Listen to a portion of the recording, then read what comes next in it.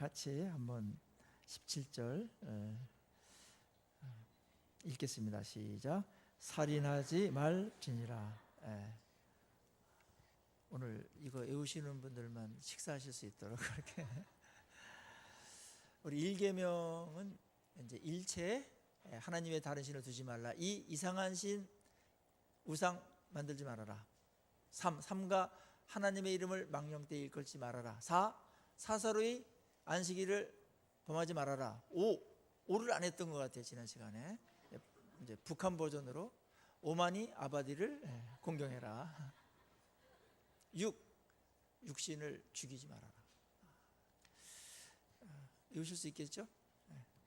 자, 오늘 살인하지 말라 제 6계명입니다. 오늘날 누가 누굴 죽였다라는 살인에 대한 뉴스가 하루도 빠지는 날이 없습니다. 누굴 죽이는 것이 어떤 세상 속에서 늘 일어난다는 거죠. 조선시대 때나 근대까지는 이런 일들이 그렇게 많지 않았습니다. 물론 그때 매체가 없어가지고 이제 누구에게 누가 죽었다, 누가 누굴 죽였다 이걸 알릴 수 있는 그런 통신망이 적어서 그런 면도 있지만, 그럼에도 불구하고 옛날에는 함경도에서 누가 누굴 죽였대 그러면 그게 한 달 내내 그 소문으로 퍼져가지고 제주도까지 갑니다. 누가 누굴 죽였대. 그래서 다 무서워하고 그랬습니다. 그만큼 그것이 굉장히 큰 뉴스였습니다. 근데 요즘은 하도 사람을 죽이는 일이 많아지니까 오늘날의 뉴스는 이겁니다. 오늘은 누가 누구를 죽인 일이 안 일어났습니다. 이게 이제 뉴스거리가 되고 있죠. 살인의 역사는 인류의 역사랑 같이 시작했습니다. 인간이 타락하면서 이기심적인 존재가 되고 욕망의 포로가 되면서 살인이 시작됐습니다. 그 아담의 아들이 있었죠. 가인과 아벨이 있었습니다. 가인이 형이었고 아벨은 동생이었는데 시기심으로 인해서 그 아벨을 들에서 돌로 쳐 죽이는 일이 벌어졌습니다. 인류의 역사하고 그 가인의 피가 인간에게 흐르는 거죠. 그래서 하나님께서 시내산에서 인간이 살인할 가능성이 너무나 많고 잠재되어 있기 때문에 살인하지 말라는 이 계명을 6계명에다가 집어 넣으셨던 겁니다. 요즘의 청소년들, 그 다음에 그 이후에도 해당되겠습니다만은 게임을 보면은 다 사람 죽이는 것들이 많죠. 사람을 죽이는 것이 오락이 됐고 놀이가 됐습니다. 영화 잔인하기 그지없습니다. 폭력성은 이루 말할 수가 없습니다. 그거를 여과 없이 공공연하게 공영방송에서도 내보내고요. 그래서 우리도 모르는 사이에, 또 다음 세대들은 그들도 모르는 사이에 사람을 죽이는 것에 대한 그런 일들을 무의식 중에 습득하고 있고 학습받고 있는 것입니다. 1차 대전 때 젊은 병사들이 전쟁터에 나가서 앞에 적군들이 있을 때 방아쇠를 당기는 확률이 20%에 불과했다고 합니다. 차마 내가 이거를 방아쇠를 당기지 못했어요. 물론 전쟁 윤리는 다릅니다만은 그럼에도 불구하고 내 방아쇠를 당김으로 해서 누군가가 죽는다라는 거 의식해서 방아쇠를 못 당겼대요. 20%밖에. 근데 요즘은 80% 이상 방아쇠를 다 당긴답니다. 그것은 어떤 담력이나 애국심에서 온 것이 아니고 사람 죽이는 일이 너무나 오락이나 이런 데서 흔하게 돼서 세뇌가 됐어요. 생명을 경시하는 그런 풍조들이 거기까지도 영향을 미치고 있는 세대입니다. 그래서 오늘날 시간이 갈수록 6계명은 더 강조되어야 되고 우리의 실제적인 삶 속에서 실현되어야만 됩니다. 그런데 6계명 하나만 놓고 보면 살인하지 말라. 우리가 10계명 중에 가장 자신 있는 그런 계명이기도 합니다. 그렇게 생각을 할 겁니다. 그러나 예수님께서 마태복음 5장에 보면은 너희들이 살인하지 말라, 살인하면 심판을 받을 것이다 라고 너희가 들었거니와 나는 너에게 이르노니 다른 사람들을 미워하거나 분노하거나 라가라고 욕을 하거나 그 사람을 무시하는 것 자체가 살인의 시작이다, 이렇게 말한 겁니다. 그러니까 이제 예수님께서 이 살인하지 말라라는 이 계명을 이스라엘 백성들이 모르지 않았어요. 그래서 살인만 안 하면 된다, 그거를 지켰습니다. 그리고 살인하더라도 재판만 받으면 된다. 또 재판에서 무죄 판결을 받으면 그거는 뭐 살인을 저질러도 괜찮다, 이런 풍조로다가 이제 가버렸기 때문에 예수님께서 하나님이 살인하지 말라고 그랬을 때의 그 의중, 어디까지 이걸 원하셨는지 그거를 말씀하심으로 인해서 이 6계명을 완성시키셨습니다. 살인하지 말라 그랬을 때 하나님 마음속에 인간이 인간을 살인하는 거, 그거는 인간의 영역이 아니고 권세가 아니고 누구도 그러한 권한을 주지 않았다는 겁니다. 물론 법을 집행할 때 이외에는. 그런데 인간이 자기의 사사로운 것들 때문에 욕심과 어떤 분노나 미움 때문에 사람을 죽이는 것은 하나님이 그것에 대해서 굉장히 우려할 뿐만 아니라 그런 일이 벌어지면 하나님이 분노하신다. 그게 이 6계명에 배어 있는 이제 하나님의 마음이죠. 그러니까 어떤 계명을 지킬 때 문자적으로 지키는 것에서 예수님은 그걸 완성하기 위해서 문자를 넘어서서 원래 하나님이 뭘 원하셨는가, 그거를 이제 이야기하심으로써 우리에게 이 계명을 온전하게 하셨습니다. 자, 이 부분에 있어서 예수님께서 언급하신 것은 직접적인 어떤 사례뿐만 아니라 마음에 증오를 품고 있는 거. 어떤 사람에 대해서 계속 증오를 품고 있어요. 미워요. 그러면 우리 마음속에 어떤 일이 벌어져? 저 인간 세상에서 없었으면 좋겠다, 이 생각이 듭니다. 저런 인간 왜 죽지 않지? 이런 생각 들죠. 그래서 내 마음속에서 그 사람을 살해하고 있는 겁니다. 내 마음속에서 미워하는 사람을. 그 사람이 또 살아나요. 그럼 또 살해합니다. 그리고 또 그 사람뿐만 아니라 어떤 사람이 또 나한테 미움을 주고 또 나에게 어떤 피해나 어떤 뭐 모독과 이런 걸 줘가지고 미워졌어요. 그럼 내 마음속에서 그 사람을 또 죽이기 시작합니다. 우리 마음속에 죽은 시체가 즐비할 수 있습니다. 그 죽인 피 묻은 칼을 갖고 예배에 나올 수 있습니다. 예배라는 것은 우리 전 인격을 주님께 드리는 겁니다. 전 삶을 드리는 겁니다. 근데 우리 마음속에 사람을 죽이고 증오로 죽이고 칼도 씻지 않은 피 묻은 칼을 갖고 예배도 온다. 이거 회개해야 된다는 거죠. 그런 면에서 우리는 살인하지 말라에 대해서 옛날에 유대인들이 문자적으로만 지켰던, 살인만 안 하면 돼, 거기서 우리는 더 나가야 됩니다. 그리고 이 부분에 대해서도 하나님께 회개해야 되고 정리할 것들이 많이 있는 것을 보게 됩니다. 누굴 증오하는 거. 그래서 마음속에서 그 사람을 계속 죽이고 싶은 마음, 뭐 죽이고 싶을 정도는 아닐지라도 그냥 없었으면 좋겠다. 그래서 무시를 하고 그 인격 존재, 인격을 살해하는 거죠. 인격 존재를 무시하는 거, 그렇게 가게 되고 그것이 욕설로 나오게 되고 분노가 표출됩니다. 사실은 살인은 우발적으로 벌어질 때도 있지만 이런 쌓여있는 증오의 어떤 실행일 수도 있죠. 그리고 이 살인을 막기 위해서 하나님께서 분노하지 말아라, 노를 품지 말아라, 사람에게.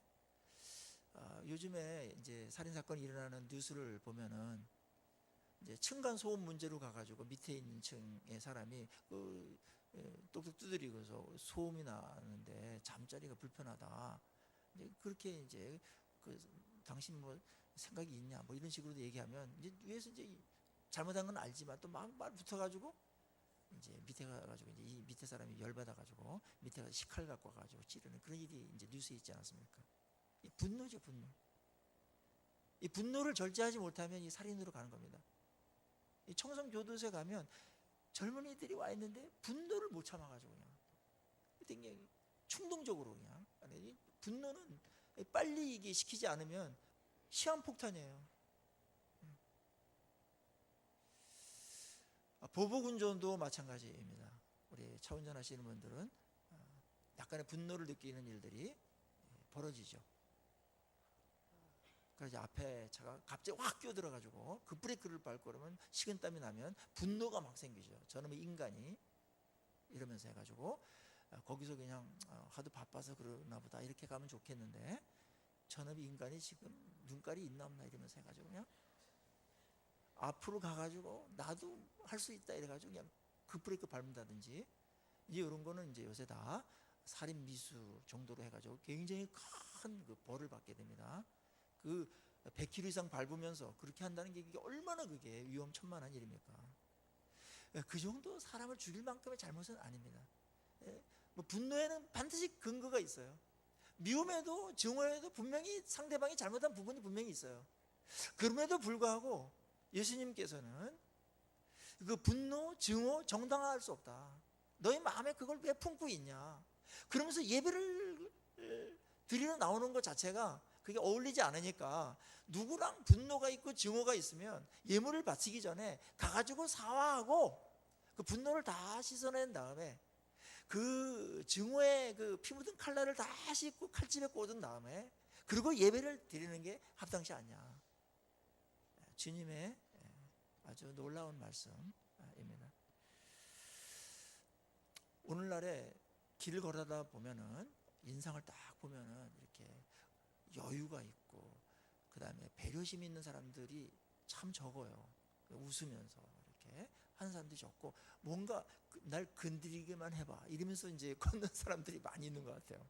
그만큼 이제 분노가 있어요. 뭐 정치적인 어떤 분노도 있는 사람이 있고 그 다음에 자기 어떤 가정이나 또 뭐 직장이나 그다음 인간관계나 뭐 자기 자신에 대해서 이제 분노하는 사람들이 많이 있다 보니까 이게 이제 분노가 쌓이거든요. 이게 뭐 시간이 가면 약간 이렇게 희석되는 것도 있지만 근본적인 게 잘 안 없어집니다. 그래서 이게 해결해야 되는데 해결 안 하고 미워하는 사람도 더 늘어가. 그 다음에 분노하는 것도 더 늘어가. 이러면 이게 다른 사람에게 이렇게 막 이제 막 튀면서 이성을 잃게 됩니다.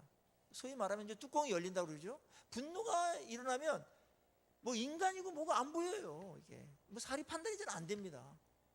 그래서 분노할 때는 일차적으로 분노가 아주 극도로 하는 시간이 이제 한 30초밖에 안 되니까 심리학자들은 그 분노의 그 순간만 넘기면 된다. 그래가지고 이제 그 자리를 피하라 뭐 이렇게 얘기도 하고 딴 생각을 해라 좀 즐거운 생각을 한다든지 뭐 즐거운 생각할 정도로 하면은 이제 뚜껑이 닫힌 거죠. 근데 그게 이제 쉽지 않은 거예요. 이 부분을 하나님께서는 어떻게 우리에게 하라고 하시는지 이제 이 부분을 우리가 같이 해야만 살인하지 말라는 계명을 잘 지킬 수 있을 것입니다. 자, 성경에서 보면 노아가 이제 그 배에서 나와가지고 이제 새로운 인류가 시작되지 않습니까? 이제 창세기 9장 6절에 맨 먼저 한 계명이 이거였습니다. 무릇 사람의 피를 흘리면 사람이 그 피를 흘릴 것이니 이는 하나님이 자기 형상대로 사람을 지으셨음이니라. 이게 첫 계명이었어요. 방주에 나와가지고 첫 계명이었어요. 그러니까 하나님께서 인류에 대해서 이야기할 게 많이 있었지만 피를 흘리지 말아라 그렇게 이야기한 겁니다. 왜냐하면 이유가 이거예요. 인간은 하나님의 형상으로 지음받았다 이겁니다. 이 인간관이 이 살인하지 말라, 그 다음에 다른 사람들 무시하지 말라, 욕하지 말아라, 이런 일들을 막는데 결정적인 역할을 하는 인식입니다. 관점입니다. 우리 인간에 대한 관점이 바뀌어야 돼요. 우리는 인간에 대한 관점, 인간관계의 관점을 어떻게 세상은 보냐면은 나한테 이익이 되냐 손해가 되냐 이런 관점으로 봅니다. 그래서 손해가 되면 피하거나 나에게 손해를 입힌 자들에게 복수를 하거나 뭔가 이게 말로다가 그냥 갚아주고 싶거나 이런 말들이 막 생기게 된다는 거죠. 세상은 그렇게 돌아가요. 가장 이게 이제 심한 게 이제 정치 권력 다툼입니다. 정치 권자는 하나이기 때문에. 그래서 흙탕물이 되는 겁니다. 거기는. 그 다음에 이제 그 시기하고 이러는 부분들도 이제 이런 부분에서 엄청난 에너지를 쏟고 사람을 죽이려고 하죠. 근데 우리가 이런 일이 벌어지기 전에 인간은 어떤 자인가? 인간은 내 입장에서 손해가 되냐 이익이 되냐 이런 존재로다가 살아야 되고 없어져야 되고 이게 아니고, 모든 인간은 하나님의 형상으로 지은 생명이라는 겁니다. 그 존재 자체가 존엄하다 그겁니다. 그래서 성경 창세기에서 인간을 하나님 형상으로 지음받았다라는 것을 굉장히 많이 이야기해요. 그 성삼위 하나님께서 의논합니다. 우리의 형상대로 만들자. 그리고 만물을 다스리게 하자. 이 얘기를 합니다. 그리고 하나님께서 인간을 하나님의 형상으로 지음했을 때 얼마나 존귀한 존재로 여겼냐면, 모든 만물들, 해와 별과 달과 이 땅의 모든 생물들, 꽃들, 열매들, 이 모든 것들이 그 하나님의 형상으로 지음받은 인간을 위해서, 인간의 생명을 위해서, 그 생명을 더 풍성케 하기 위해서 마련한 것입니다. 그러니까 한 인간을 하나님께서 얼마나 존귀하게 여겼습니까? 이게 하나님의 시각입니다. 관점입니다. 우리 신앙이 좋다라고 했을 때 하나님의 관점을 갖는 게 신앙이 좋아지는 거예요. 뭐 열심은 있는데 하나님의 관점으로 인간을 안 돼. 그러니까 하나님하고 안 맞는 거예요. 그건 사상이 다른 거예요. 그건 다른 트랙으로 가는 거예요. 관점이 같아야 됩니다. 입장이 같아야 됩니다. 하나님의 마음을 우리가 품고 가는 겁니다. 그럴 때 그게 최고의 순종이죠. 하나님께서 품은 마음을 나도 그런 마음으로 품고, 또 육계명을 대한다면 하나님이 이거를 너무나 싫어하고 그러는데 나도 거기에 하나님의 마음을 담고 다른 생명들을 대할 때 하나님처럼 존귀하게 그렇게 대해야 되겠다. 이게 이제 사랑의 전제이고요. 그 다음에 다른 사람들을 복되게 하는 출발이 되는 겁니다. 이 하나님의 관점, 모든 인간은 가진 거나 갖지 않은 것, 그 사람의 어떠한 그 외적인 조건들과 관계없이 그 존재 자체는 존귀하다. 이러한 마음이 하나님의 마음입니다. 이런 마음이 우리 안에 훼손되지 않고 분명하게 있어서 다른 사람들을 볼 때 외모로 사람을 취하거나 차별하거나 그러지 마시고, 무시하거나 그러지 마시고 어떤 사람이든지 일단 존귀 여기는 마음으로 그렇게 보시고 그렇게 대해주시기를 간절히 소망합니다. 이게 가장 큰 순종이에요.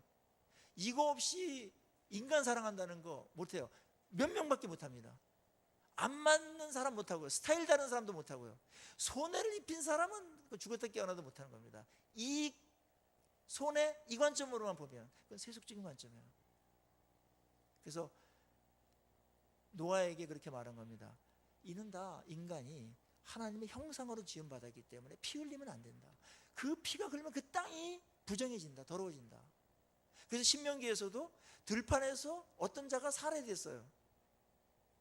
그랬을 때 하나님께서 그 죽은 시체를 어떻게 처리해야 되냐면은 가장 그 가까운 성이 있습니다. 48개 성이 있는데 거리를 재가지고 가장 가까운 성에 있는 장로들이 와가지고 그 죽음을 하나님 앞에 회개하는 그런 의식이 있었죠. 송아지, 제단 송아지를 바치고 깨끗한 씻은 물에 씻고. 그래서 우리는 이거를 누가 죽였는지 모릅니다. 그렇지만 우리가 안 죽인 건 확실하오니 이 땅을, 또 이 죄를 하나님께서 용서해 주십시오.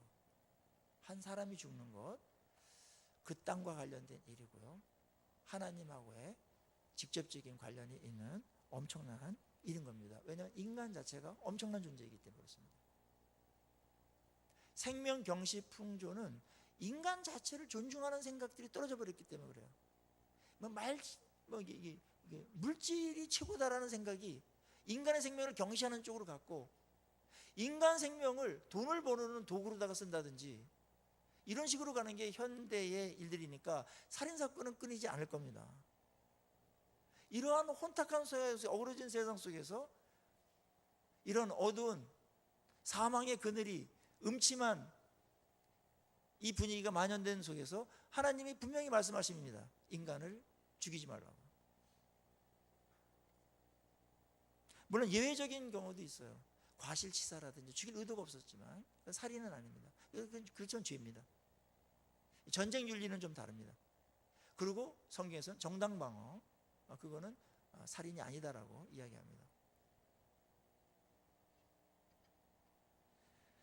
자, 오늘 그렇다면은 우리 이 하나님의 형상으로 지음받은 이 사람들, 우리 어떻게 대해야 될까요? 그리고 어떻게 이 6계명을 잘 순종할 수 있을까요? 온전하게. 첫째는 우리 마음에 품고 있는 미움과 분노를 죄로 인정하고 그 죄를 고백해야 됩니다. 하나님, 제가 그 사람을 계속 미워하고 있고, 미워하기 때문에 분노가 나고, 그래서 없었으면 좋겠고, 또 무시하고 욕이 나옵니다. 이렇게 기도하시고, 하나님, 이게 분명히 잘못인데 제가 마음을 고치려 해도 잘 안 됩니다. 하나님, 저에게 성령께서 은혜를 주셔서 그를 정말 받아들이고 또 이해하고 더 나아가서는 사랑할 수 있도록까지 해 주십시오.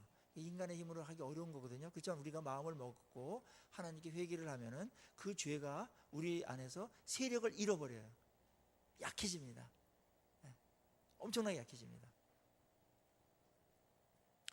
분명히 내 입장에서 보면은 그 사람이 잘못했어요. 원인이 그 사람에게 있어요. 그래서 나는 잘못이 없다고 말하는 거예요.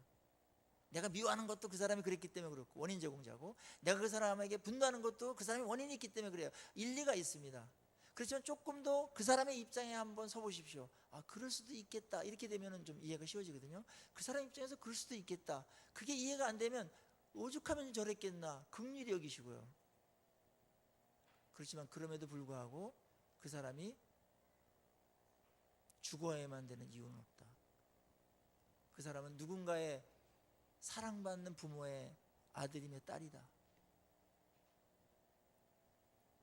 부모를 생각하십시오. 그 사람이 내 생각대로 죽었다면 울부짖는 부모를 생각하십시오. 그래도 그렇게 하겠습니까?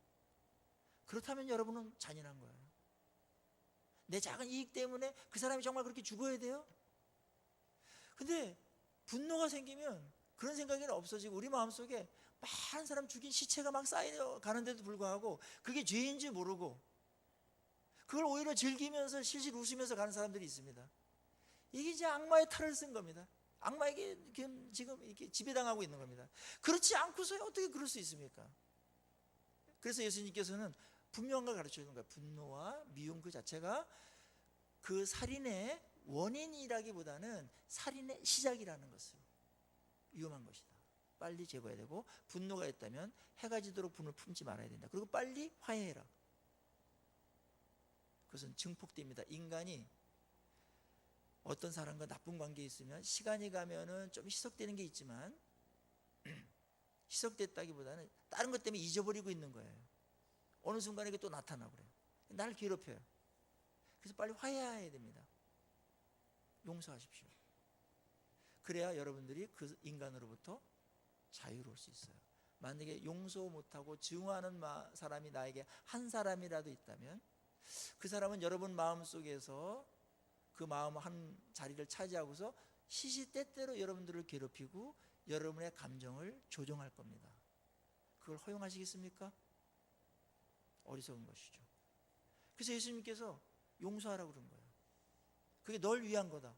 그리고 하나님하고 나와의 관계에 있어서 마땅히 네가 용서할 입장에 있다. 왜냐하면 내가 너에게 잘못을 했을 때 나한테 얼마나 엄청난 죄를 저지르지 않았냐.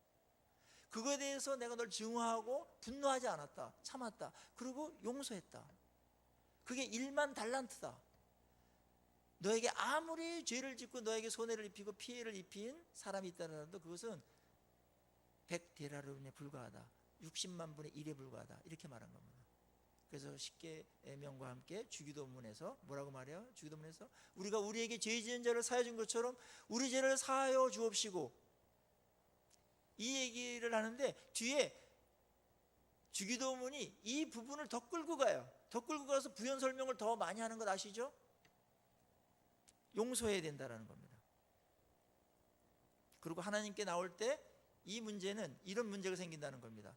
내가 하나님께 나오는데 우리가 죄를 지고 나오죠. 그래서 하나님 저희 죄를 용서해 주십시오 이렇게 하나님께 용서를 구하는데 우리 마음속에는 용서하지 않은 사람이 있을 수 있어요. 그럴 때 그건 어울리지 않는다는 겁니다. 너는 용서할 마음이 하나도 없으면서 복수하려고 하고 죽이려고 하는 마음이 있으면서 분노와 증오를 불태우면서 나한테 와서는 나만은 용서해 주십시오. 이게 말이 되냐는 겁니다. 말 됩니까 안 됩니까? 안 되죠. 그리고 너는 나한테 엄청난 용서를 받았으면서 왜 그 사람을 그렇게 용서를 못하고 갈구며 복수하려고 그러고 나쁘게 말하고 그 생명을 왜 자꾸 무너뜨리려고 하느냐. 그 자체가 죄다. 그렇다면 내가 너를 용서할 때 그 죄는 그럼 용서받지 않겠다는 거냐. 주님의 물음입니다. 너무나 상식적인 물음이죠. 주님은 그 부분을 정리하고 나오라고 말합니다. 진정 용서를 받고 싶다면 우리 가정에서, 우리 일상생활 속에서, 직장 속에서 이 미움 문제와 분노의 문제가 인간관계를 결정하고요, 이걸 어떻게 처리하느냐에 따라서 여러분의 생은 생명력이 풍성하게 그렇게 아름답게 누리며 형성될 수도 있고, 이거의 지배를 받으면 성령의 지배를 받지 못해요. 그래서 우리 마음속에 엄청난 그 불행이 존재하게 됩니다. 자, 살인하지 말라는 계명은 우리 안에 이미 살인을 시작하고 있는 미움과 분노를 회개하고 없애라는 겁니다. 하나님께서 그걸 기다리시죠. 분노에 막 뛰면서 손이 막 떨리고 이럴 때, 그 다음에 누군가를 미워가지고 죽였어요. 계속 생각이 나요. 생각 안 하려 해도 그거에 대해서 너무나 괴로움을 받고 또 하나님도 불편해요. 그거를 놓고 하나님께 나가십시오. 특별히 미워하지 말도록 해주십시오. 분노하지 말도록 해주십시오. 이렇게 나갈 수 있지만 그거보다는요, 좀 적극적으로 하나님 사랑하도록 해주십시오. 어떻게든지. 그리고 제가 축복하기를 원합니다. 이렇게 나가시면 그 분노와 증오가 확 줄어들고요, 그 다음에 그 사람들의 입장도 생각하고 또 나의 또 과실도, 그게 뭐 5대5든지 6대4든지 7대3이든지 8대2든지 9대1이든지 간에 나에게도 좀 과실이 있다면 그것을 좀 놓고서 바라보시고 좀 객관적으로 시키고 나 입장에서 보지 마시고, 그리고 부족한 것들 하나님께 갖고 나가서 깨끗이 해결하시고, 여러분의 마음에 이런 더러운 아주 위험한 그 죄의 덩어리인 미움과 분노가 사라지고 참된 평화가 임하기를 간절히 축원합니다. 삶의 질을 결정하고요, 하나님과의 관계를 결정합니다.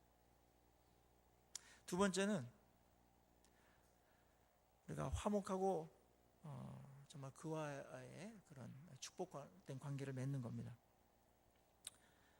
긍휼히 여기고 그 입장을 이해하게 되면 조금 쉬워져요. 화평케 하는 자는 복이 있다고 그랬잖아요. 저들이 하나님의 자녀라 일컬음을 받게 된다. 화평은 누군가 양보하고 희생할 때, 그때 일어납니다. 평화는 죄된 인간 세상 속에서 자연스럽게 이루어지는 경우는 거의 없습니다. 누군가의 희생, 양보, 손해, 이걸 감수할 때 화평과 평화가 이루어지는 겁니다.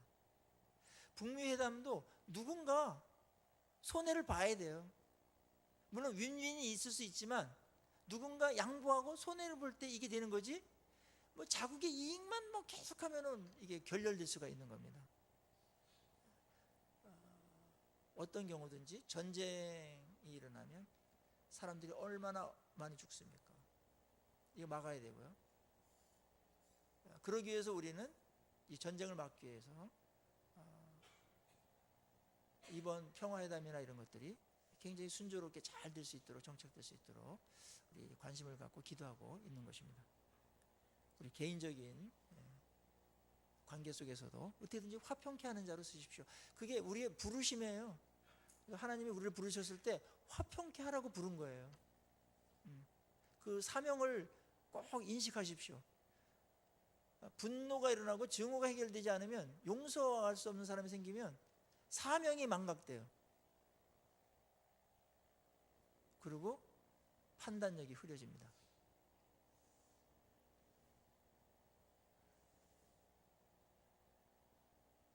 그 유명한 그 전략가가 있는데요. 이분이 전략을 세울 때 상대방 적에 대해서 적개심을 품지 마라 그랬습니다. 그래야 지혜로운 전술이 나온다. 왜냐하면 누굴 미워하면 판단력이 흐려진다는 거예요. 객관성을 못 띈다는 거예요. 미워하기 때문에. 그 굉장히 날카로운 얘기예요. 그렇겠다. 미워지면 바보가 됩니다. 분노하면 이성이 없는 사람이 됩니다. 어리석은 짓을 저지르고 나중에 후회합니다. 위험한 것이고요. 그래서 그것을 제어감으로 화평케 하는 자리까지 가십시오. 위대한 사람입니다. 가장 위대한 사람은 원수를 친구로 만드는 사람입니다. 그 사람보다 더 큰 사람이 어디 있겠습니까? 쫄장부들은 별것 아닌 사람하고 다퉈요. 어린아이들 보세요. 막 얼른 다투. 아직 어리기 때문에, 쫄장부이기 때문에. 아직 대인은요, 어떤 사람까지 내가 받아들일 수 있냐라는 그릇으로 대인을 판단하는 거죠. 하나님이 모든 인간을 받아들이셨어요. 그분하고 여러분이 관계를 맺고 그분의 자녀이며 그분을 닮아가고 있습니다. 그분하고 깊은 교제를 하고 있습니다. 그리고 그분께서 우리에게 내가 가졌던 이 마음을, 내가 가졌던 이 생각을 이 세상에서 너희들이 펼쳐라, 이렇게 사명을 줬습니다. 그 중에 핵심이 뭐냐면 사람을 살려내는 겁니다. 그리고 사람을 이렇게 화평케 하는 겁니다. 그럴 때 하나님께서 축복 주신다고 했죠. 하나님의 자녀가 인증된다는 거예요. 하나님의 자녀의 인증샷은 뭐냐? 화평케 하는 겁니다. 갈등이 있고 반목이 있고요, 미움과 다툼이 있어요, 분노가 가득 차 있어요. 그런 곳에 누군가 들어가서 화평케 하는 자가 있다면 그 사람은 하나님의 자녀임에 틀림이 없다는 겁니다. 이런 일은 누구나 원하는 거기 때문에 조금만 노력하면 효과를 볼 수가 있어요. 인간이 모이는 곳에는 이 부분이 항상 얽혀 있어요. 복잡하게 얽혀 있어요. 그래서 뭘 누리지를 못해요. 제가 테니스장에 가는 테니스 그 장, 제가 한 15년, 20년 가까이 갔는데 거기서도 그 인간관계가 있어요. 뭐 테니스 치러 온 사람들이 뭐 이해관계가 뭐가 있겠어요. 근데 거기서도 이해관계가 있어가지고 누구는 따돌리고, 이게 4명이 있는데 테니스 치러 이제 3명이 싹 들어가는데 어느 한 명이 들어오면 3명이 싹 나와버려. 내가 그러지 말라 그랬어요. 왜 그렇게, 물론 불편할 수 있으나 그거는 인간에게 대한 예의가 아니다. 그래도 어떡합니까? 섞기 싫은데요. 그 인간하고 만나면 뭔가 불편해지는데 어떡합니까? 그렇게 말하더라고요. 그래서 그런데도 인간은 존중해야 된다. 그게 얼마나 사람을 무시하는 거냐, 그게. 다음 주에 가보면 이제 또 할지 안 할지 모르겠지만 그게 그렇게 어렵나 봐요. 뭐 그게 어려워요. 같이 노는 건데. 인간이 이렇게 실력이 없어요. 미워하면 그렇게 어리석어진다니까. 본인은 뭐가 그렇게 좋겠어요. 그게 서로 나쁜 관계로 가는 건데 그걸 못 하더라고요. 그냥 손 내밀고 그때 섭섭했다, 그래서 마음에 좀 내가 힘들었다, 이렇게 하면서 잘 지내자. 이러면 이 사람도 좋은 얘기 할 거 아닙니까? 주변에 있는 사람들도 불편해요. 그거 보면서. 왜 그래서 다른 사람 피곤하게 만듭니까? 존재 자체가 복이 되려고 그랬는데. 어디 가서든지 화평케 하시는 그런 촉매제 역할 감당하시는 우리 성도님 되시기를 주의 이름으로 간절히 소망합니다. 그리고 조금 더 적극적인 측면에서 다 연결된 거지만 사랑하라고 애쓰십시오. 사랑을 결단하셔야 돼요. 사랑은 저절로 되지 않습니다. 사랑하는 사람만 계속 사랑하게 되고 미워하는 사람까지 사랑할 수 없어요. 시간은. 그래서 우리가 사랑하라는 게 최고의 계명이고요. 살인하지 말라는 것도 사랑하라는 계명, 사랑하는 것으로 완성되지 않습니까? 그래서 사랑하려면 어떻게 되는가? 여기에 방향을 정하셔야 돼. 일단 저 인간 내가 사랑해야 된다. 하나님 앞에서 사랑해야 된다. 이렇게 일단 전제를 그렇게 하시고 미워해도 되고 무시해도 되고 뭐 그렇게 하면 안 돼요. 그거는 이 불순종하려는 그런 마음 자세가 태도가 벌써 불량해요. 그러니까 저 인간은 아무리 그러더라도 내가 사랑해야 될 대상이고 나한테 붙여준 인간이다 이렇게 생각하고 사랑하기로 일단 마음을 먹고 실행 단계 결단하세요. 결단해서 뭔가 냉수 한 그릇을 건네고 손 한 번 건네고 문자 하나라도 넣으면 그때 사랑의 감정이 생길 수 있습니다. 감정은 맨 뒤에 따라옵니다. 감정이 움직여야 뭘 하죠? 그렇게 성인 군자입니까? 그런 사람 없어요. 의지적으로 하나님 말씀이니까 사랑하라는 게 최고의 계명인데요. 이거 안 지키고 뭐 순종했다는 말 아예 입 밖에도 내지 마세요.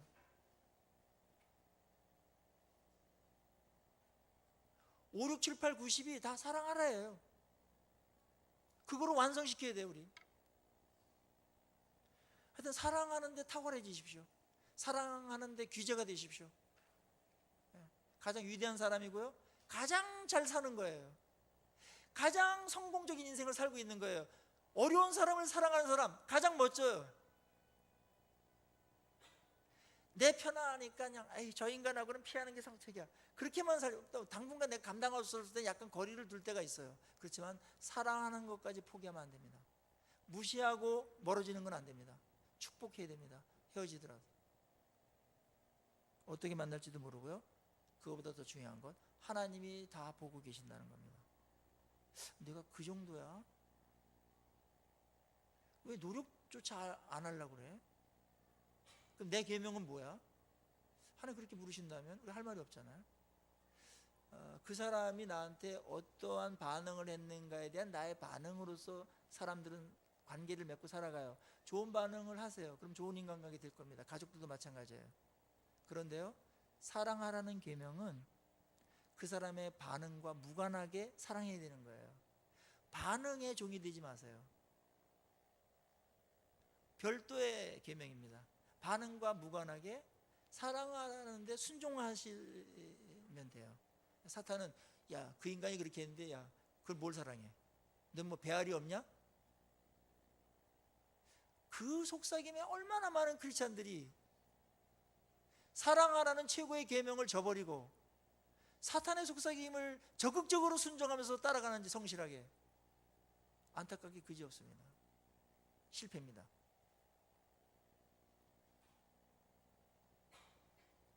아무런 유익이 없습니다. 서로 망하는 길로 가는 겁니다. 이 길을 가시겠습니까? 계속? 살인하지 말라. 정신입니다. 끝으로요, 살인하지 말라는 계명은 그 반대, 사람을 살려라, 이 계명으로 완성되겠죠? 우리 여기까지 우리 생각이 연결돼야 됩니다. 우리 자녀에게 방을 얼마나 어지르는지 몰라요. 그럼 방 좀 어지럽히지 마라. 그 말은 뭐예요? 뭐 그 정도만 해줘도 뭐 잘하는 거지만 요즘 아이들 우리 집 볼 때 그 말은 방을 깨끗하게 이렇게 정돈하고 그랬으면 좋겠다라는 마음이 있는 거잖아요. 그러니까 살인하지 말라 그 말은 50점짜리예요. 50점. 100점이 되려면 어떻게 되냐면 다른 사람들을 막 살려내는 일을 하라는 거예요. 그러게 우리 부름받은 줄로 믿습니다. 예수님께서 그 일하러 오셨잖아요. 나는 생명이다. 내가 너희들 생명을 얻게 하고 죽은 생명들, 영혼들 풍성케 하러 왔다. 그 생명력이 풍성케 하러 내가 왔다. 요한복음 10장 10절에 예수님의 오신 의도입니다. 목적입니다. 그래서 우리 거기에 우리 부르신 거예요. 우리 생명 주셨죠? 그래서 우리 생명이 넘쳐서 다른 사람들을 어떻게든지 그 생명력이 풍성하게끔 해주는 게 우리의 사명입니다. 미워하고 증오하는 것, 이런 것들은, 복수하는 것은 생명을 죽이는 겁니다. 생명을 훼손시키는 겁니다. 그리고 자해 행위입니다. 독을 품고 살아가는 거, 독을 먹는 거예요. 계속해서. 그거 여러분들, 내가 나를 죽이는 것도 제6계명을 어긴다는 사실 아시죠? 내 생명은 내게 아니에요. 자살할 권리 없어요. 다른 사람 죽일 권리 없어요. 내 생명 하나님의 것이고 하나님의 소유입니다. 왜 함부로 죽입니까? 이 자살의 그늘에서 헤매는 영혼들이 많아요. 젊은이들도. 너무나 안타깝죠. OECD 국가 중에서 계속 연속 1위를 놓치고 있지 않습니다. 얼마나 불행합니까? 우리 한국이 잘 사는 곳인데요. 여러분, 외국 나가신 분들 보면은 들어오자마자 공항에, 인천공항이나 대구공항에 도착하면 야, 한국이 좋다 이러지 않습니까? 살만한 곳입니다. 근데 이 이제 살인의 영이 많은 사람들을 유혹하고요. 그다음 유명 연예인이나 유명한 사람들이 또 이게 이제 자살을 함으로 인해서 그것이 또 미화될 수가 있습니다. 그 미화되는 거는 이겁니다. 망자에 대해서는 한국 정서상 무슨 잘못을 했든지 그걸 거론하지 않는 금기로 되어 있어요. 망자에 대해서 나쁜 일 한 거 얘기해봤자 무슨 소용이 있겠으며, 그가 또 귀신이 돼가지고 이렇게 자기 흉 보면은 해야 한다라는 그런 토속 신앙이 있었거든요. 그래가지고 죽은 사람 앞에서는 귀신이 되기 때문에 가서 절을 해요. 나이가 어리더라도. 험담하는 거는 그렇게 좋지 않습니다만은, 그래서 이제 미화가 돼요. 이게 자살이라는 게. 물론 공감을 할 수 있어요. 오죽하면 그랬겠나. 거기까지는 공감을 해야 될 겁니다. 오죽하면 견디다 저랬겠나. 그렇지만 그래도 해야 될 텐데 이렇게 나가야 되죠. 우리 젊은이들, 우리 자녀들 너무나 심약해가지고 자살 충동을 살다 보면은 몇 번은 느낀대요. 자살할까? 근데 너무나 이렇게 좁은 안목이죠. 길게 안 보고. 지금 갖고 있는 것도 많고요. 그거를 재기할 수도 있고, 또 그게 없더라도 그게 생명하고 바꿀 만한 그런 것도 아니에요. 끝까지 살아남으시기를 바랍니다. 어떻게 살릴까? 우리는 어떻게 살릴까? 그러니까 우리 두 가지 측면에서요. 한 측면에서는 여러분의 생명을 살리는 쪽으로 계속 가십시오. 여러분 영혼 살리고 풍성케로 오셨으니까 그렇게 하십시오. 그때 아픈 사람들도 있고 그렇습니다. 그리고 우리는 이게 영원한 육체는 아니기 때문에 언젠가 하나님 품에 안기겠지만, 그때 살아있는 동안에 또 위생적인 이런 것들, 나쁜 음식이나 이런 거 먹지 않고 그렇게 하는 것도 우리가 관리해야 되는 부분이고, 특별히 스트레스를 너무나 받거나 그런 게 많은 병의 원인이니까 하나님 안에서 풀고요. 그렇게 나가시기를 바랍니다.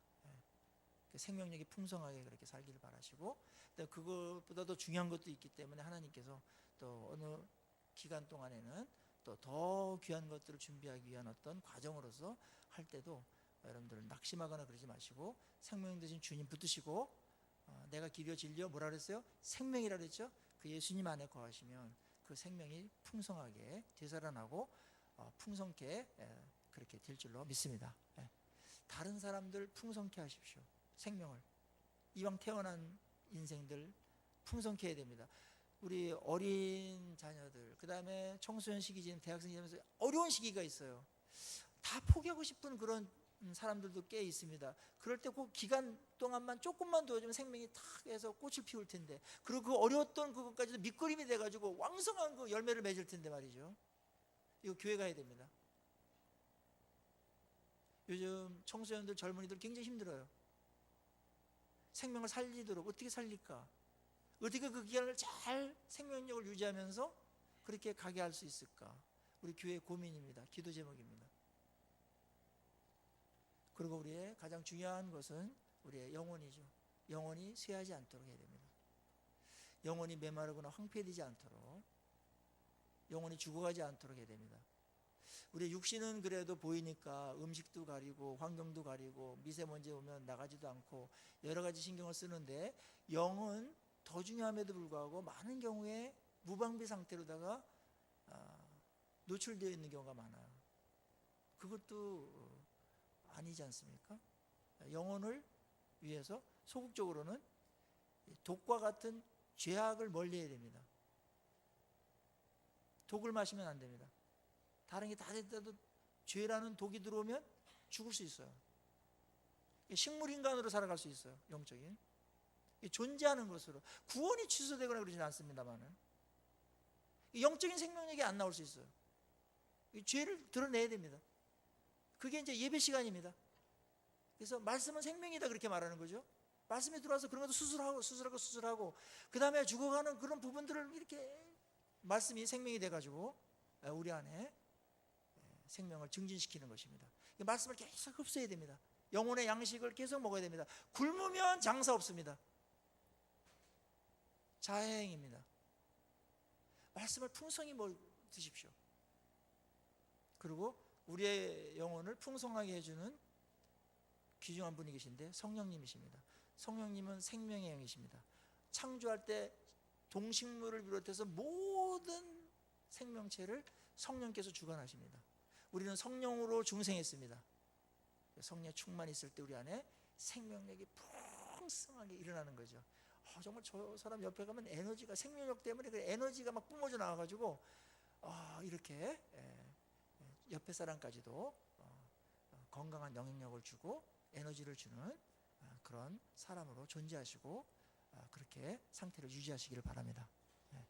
말씀에 풍성하시고 성령이 충만할 때, 또 우리 안에 사랑이 가득할 때, 또 내 안에 그거를 다 무력화시키는 증오와 분노가 제거됐을 때, 사랑으로 화해하는 마음이 있을 때, 이런 생명력이 우리 안에서 최고로 발휘되어지고 그 생명은 우리 가족들에게 미치게 되고 1차적으로 축복으로, 그 다음에 교회에 미치게 되고 우리 만나는 사람들에게 축복으로다가 미치게 되는 것입니다. 살인하지 말라. 그것은 다른 사람들을 사랑하고 다른 사람들의 생명을 살리는 거기까지 포함된 위대한 계명입니다. 우리가 생명을 받아서 이제 생명을 유지하며 살아갑니다. 다른 사람들 어떻게든지 살려내는 일에 우리의 온 마음이 거기에 가 있고, 그래서 나로 인해서 많은 사람들의 생명이 살아나고, 또 시들시들하고 죽어가는 그런 생명들이 나를 통해서, 우리를 통해서 정말 싱그럽게 생명력 넘치는 사람들을 많이 그렇게 만들어내는 그런 역할들을 하는 복된 여러분 되시기를 또 주의 이름으로 간절히 축원합니다. 기도하십시다.